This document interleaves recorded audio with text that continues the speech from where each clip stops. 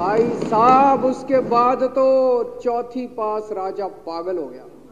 आपके नेता की बात नहीं कर रहा। कहानी का शीर्षक है चौथी पास राजा। पूरे देश में उसका नाम हो गया चौथी पास राजा। लोग उसको चौथी पास राजा कहते थे। तो उसने एक फर्जी डिग्री बनवा ली। कहीं से फर्जी डिग्री बना के ले आया एमए की। बोला मैं एमए हूं। इससे पहले एक और राजा आया था, मोहम्मद बिन तुगलक। वो भी ऐसे ही करता था। कभी उसने देश की राजधानी बदल दी, कभी बोला मैं चमड़े के सिक्के बनाऊंगा। उसी तरह से ये था अनपढ़ राजा, कुछ भी कर देता था।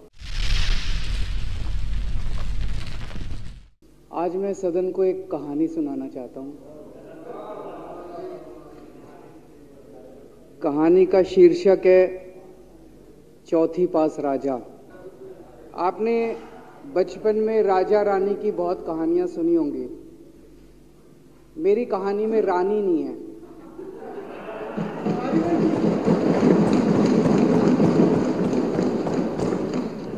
बस राजा है। ये कैसे राजा की कहानी है अध्यक्ष महोदया, जो अनपढ़ था, चौथी पास था, बेहद अहंकारी था, बहुत अहंकार था, बहुत ज्यादा, और पैसे की इतनी हवस थी, इतना भ्रष्टाचारी था, इतना भ्रष्टाचारी राजा था। ये एक महान देश की कहानी है। एक बहुत महान देश था, कई हजार साल पुराना देश। उस देश में एक गांव में एक बहुत गरीब परिवार में एक बच्चे का जन्म हुआ। जब बच्चे का जन्म हुआ तो ज्योतिषी ने कहा, गांव में ज्योतिषी होते हैं, आते हैं, वो पत्री बनाते हैं। ज्योतिषी ने कहा, माई तेरा लड़का बड़ा होके बहुत बड़ा सम्राट बनेगा। माई को यकीन नहीं हुआ, मेरा इतने गरीब हूं मैं, कहां से मेरा बेटा सम्राट बनेगा। तो उसने कहा, नहीं, तेरे बेटे के ग्रह बताते हैं तेरा बेटा बहुत बड़ा सम्राट बनेगा। बेटा धीरे धीरे बड़ा होने लगा। स्कूल, गांव का ही स्कूल था, स्कूल जाता था। उसका पढ़ने वढ़ने में मन नहीं लगता था। तो चौथी के बाद उसने किसी तरह से चौथी करी। चौथी के बाद उसने स्कूल छोड़ दिया। गांव के पास एक रेलवे स्टेशन था, तो घर का खर्चा चलाने के लिए वो लड़का वहां स्टेशन पे चाय बेचता था। लड़के को भाषण देने का बड़ा शौक था। सारे गांव के लड़कों को इकट्ठा कर लेता, आसपास के गांव के भी इकट्ठा कर लेता, सामने वो खाट डाल लेता, उस पर चढ़ जाता और भाषण देता। धीरे धीरे आसपास के गांव के लड़के भी इकट्ठे हो गए। जिस भी चीज में भाषण देता, एक बार शुरू हो जाता तो बंद ही नहीं होता। अब ज्योतिषी ने कहा था, लड़का बड़ा हुआ, बड़ा होके एक दिन उस महान देश का वो राजा बन गया। पूरे देश में उसका नाम हो गया चौथी पास राजा। लोग उसको चौथी पास राजा कहते थे। अब उसे आता जाता कुछ था नहीं, पढ़ा लिखा था नहीं। अफसर आते, कुछ अंग्रेजी में चपर चपर करते, उसको समझ नहीं आता। अफसर जो मर्जी उससे साइन करा के ले जाते, जो मर्जी उससे साइन करा के ले जाते। अब वो कुछ पूछे अफसरों से तो उसे भी शर्म आती थी कि मैं पूछूंगा तो उनको लगेगा अनपढ़ आदमी है, पता चल जाएगा। तो उसके भी दिल में ये रहता था, यार मैं पूछूं ना पूछूं। पता नहीं किस किस चीज पे उसने चौथी पास राजा ने साइन कर दिए। फिर धीरे धीरे राजा को ये बुरा लगने लगा, यार ये मेरे को चौथी पास कहते हैं। तो उसने एक फर्जी डिग्री बनवा ली। कहीं से फर्जी डिग्री बना के ले आया एमए की। बोला मैं एमए हूं। जो आरटीआई डालता उस पर 25,000 रुपये जुर्माना।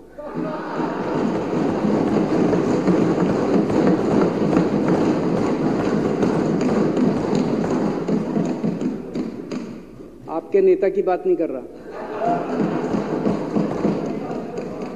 आप लोग भी हंस सकते हो। तो जो आरटीआई डाले उसको 25,000 रुपए का जुर्माना, जो आरटीआई डाले उसको 25,000 रुपए का जुर्माना।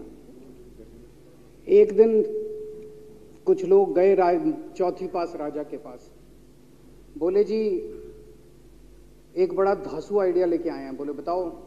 बोले जी नोटबंदी कर दो, भ्रष्टाचार खत्म हो जाएगा देश से।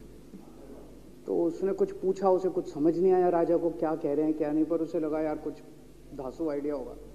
उसने एक दिन रात को 8 बजे टीवी चैनलों पे जाके नोटबंदी कर दी। बोला सारे नोट बंद। पूरे देश में हाहाकार मच गया, तड़प गए लोग, धंधे बंद हो गए, दुकानें बंद हो गई, लोग बेरोजगार हो गए, बुरा हाल हो गया पूरे देश। लंबी लंबी लाइनें लग गई पूरे देश के अंदर। लोगों ने जाके उसको कहा जी नोटबंदी कर दो, आतंकवाद खत्म हो जाएगा। ना आतंकवाद खत्म हुआ, ना भ्रष्टाचार खत्म हुआ, देश बर्बाद हो गया। वो महान देश जिसका वो राजा बना था, वो देश 10 साल 15 साल 20 साल पीछे चला गया उस नोटबंदी से, उस चौथी पास राजा की वजह से। एक दिन कुछ लोग गए उस राजा के पास, बोले जी खेती खूब बड़ी हो जाएगी, ये किसानों के कानून पास कर दो। अब उसको कुछ अकल नहीं थी राजा को, अनपढ़ राजा था। उसने साइन कर दिए, 3 काले कानून पास हो गए किसानों के। पूरे देश के किसान सड़कों पे, जगह जगह मोर्चे, 750 किसानों की मौत हो गई 1 साल के अंदर। अंत में राजा को वो कानून वापस लेने पड़े। धीरे धीरे देश की समस्याएं बढ़ती गई, क्योंकि राजा ऐरे गहरे। इससे पहले एक और राजा आया था, मोहम्मद बिन तुगलक। वो भी ऐसे ही करता था, कभी उसने देश की राजधानी बदल दी, कभी बोला मैं चमड़े के सिक्के बनाऊंगा। उसी तरह से ये था अनपढ़ राजा, कुछ भी कर देता था। वो मुख्यमंत्री पढ़ा लिखा था।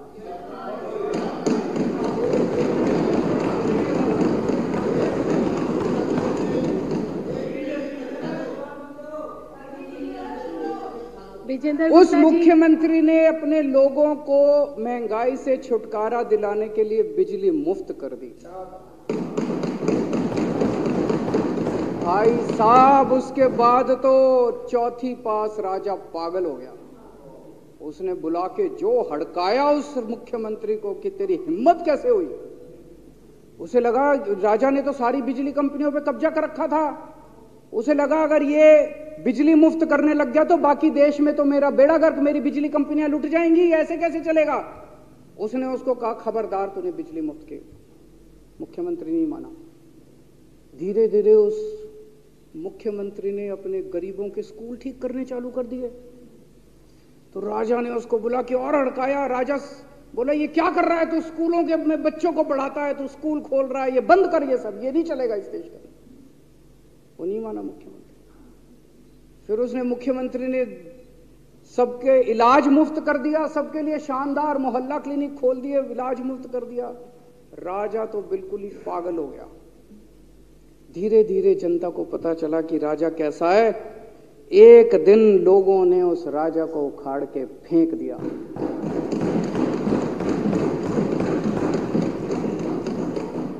और लोगों ने एक किसी ईमानदार और देशभक्त आदमी को वहां बिठा दिया और उनकी सरकार आ गई। और उसके बाद देश से महंगाई खत्म हुई और देश रात दूनी चौगुनी तरक्की करने लगा। तो जैसे हम बचपन में सुना करते थे moral of the story, Hindi में क्या कहते, मॉरल ऑफ द स्टोरी का मतलब भाई इस कहानी में क्या प्रेरणा मिलती है। इस कहानी से, इस कहानी से ये प्रेरणा मिलती है कि अगर आपके देश में महंगाई है, आपके देश में समस्याएं हैं, आपके देश में सब कुछ गड़बड़ चल रहा है, तो सबसे पहले जांच परख के देखो आपका राजा अनपढ़ तो नहीं है। अगर आपके देश में सब गड़बड़ चल रहा है, बेरोजगारी है, बहुत सारी समस्याएं हैं, जरा देखो राजा, आपके राजा को कोई दोस्त तो नहीं है। अगर है तो सबसे पहले अपने राजा को उखाड़ के फेंको, नहीं तो आपकी समस्याओं का कोई समाधान नहीं होगा। आपकी समस्याओं का कोई समाधान नहीं होगा। वो पढ़ा करते थे, अंधेर नगरी चौपट राजा, सवा शेर बाजी सवा शेर खाजा। बहुत बहुत शुक्रिया।